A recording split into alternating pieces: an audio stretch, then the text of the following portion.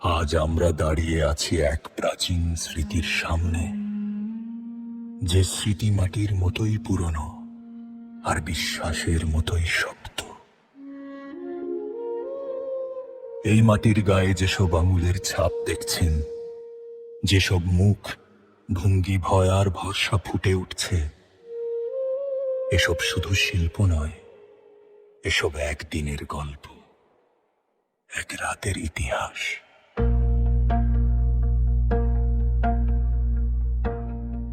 ব্রজভূমিতে তখন শান্ত জীবন, গরু চড়ছে, মানুষ হাসছে, আর মাঝখানে এক রাখাল ছেলে, নাম তার কৃষ্ণ।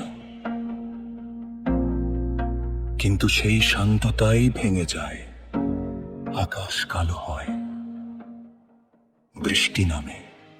সাধারণ বৃষ্টি নয়, অহংকারের বৃষ্টি। ইন্দ্রদেব মনে করলেন মানুষ তাকে ভুলে গেছে, তাই তিনি ঝড় পাঠালেন, বৃষ্টি পাঠালেন, প্রলয়ের মতো রাত নামল গোকুলে।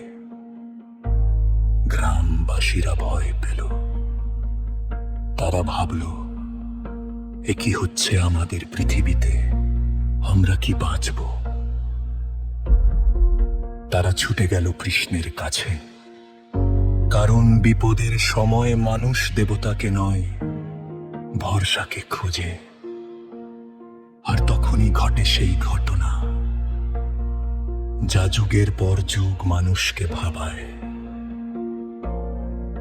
কৃষ্ণ পাহাড় তুললেন, না, শক্তি দেখানোর জন্য নয়, কারণ তিনি জানতেন প্রকৃতির বিরুদ্ধে যুদ্ধ নয়,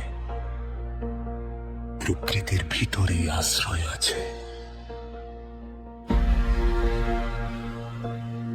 তিনি গোবর্ধন তুললেন এক আঙুলে, শিশুর মতো সহজ ভঙ্গিতে, আর পাহাড়ের নিচে আশ্রয় নিল মানুষ, পশু, পাখি, সবাই। এই মূর্তিগুলোতে আপনি দেখবেন কেউ লাঠি ধরে পাহাড় ঠেকাচ্ছে, কারণ তারা ভাবছে কৃষ্ণ কষ্ট পাচ্ছে। কিন্তু কৃষ্ণ জানেন এটা কষ্ট নয়, এটা লীলা।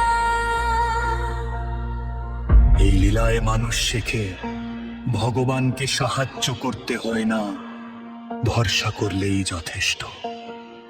আর শেষে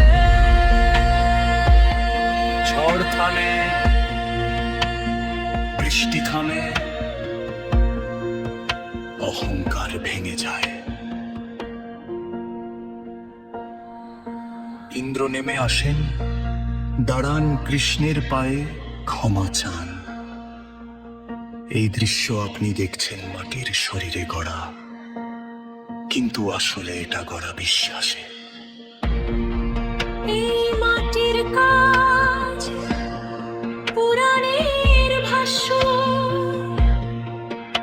এই শিল্প ইতিহাসের সাক্ষী। আমরা শুধু মূর্তি বানাইনি, আমরা এক স্মৃতি ছুঁয়ে দেখিয়েছি। আজও গোবর্ধনের ধুলোকে মানুষ মাথায় তোলে, কারণ ব্রজে মাটি মানেই দেবতা, গাছ মানেই লীলা, পাথর মানেই ইতিহাস। এই ভিডিওতে আপনি শুধু কাজ দেখবেন না, আপনি শুনবেন পুরনো দিনের কথা, যে কথা বইয়ে নয়, বিশ্বাসে বেঁচে আছে।